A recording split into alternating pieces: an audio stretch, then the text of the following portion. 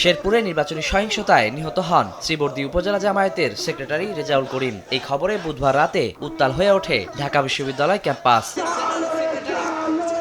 VC চত্বর থেকে বিক্ষোভ মিছিল বের করেন শিক্ষার্থীরা। মিছিলে যোগ দেন ডাকসু নেতারাও। মহসিন হল, মোড় চত্বর হয়ে টিএসসির রাজু ভাস্কর্যে গিয়ে শেষ হয় মিছিল।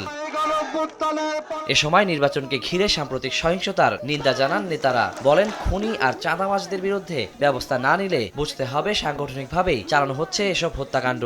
আপনারা সেই হাসিনার পথে হাঁটতে না চান, আপনাদের যদি সেই পালানোর পথ খুঁজতে না হয়, সময় থাকতে আপনার দলকে গোছান, খুনিদেরকে সরান। আমরা অনুরোধ করব অন্তর্বর্তীকালীন সরকারকে এবং নির্বাচন কমিশনকে একটি ফ্রি ফেয়ার ক্রেডিবল নির্বাচন করার জন্য লেভেল প্লেইং ফিল্ড ইনশিওর করতে হবে। আর যদি সে জায়গায় ব্যর্থ হয়, তাহলে বাংলাদেশে জুলাইয়ের প্রজন্ম যেভাবে রাজপথে নেমে এসেছিল, তার চাইতে শক্তিশালীভাবে তারা রাজপথে নেমে আসবে।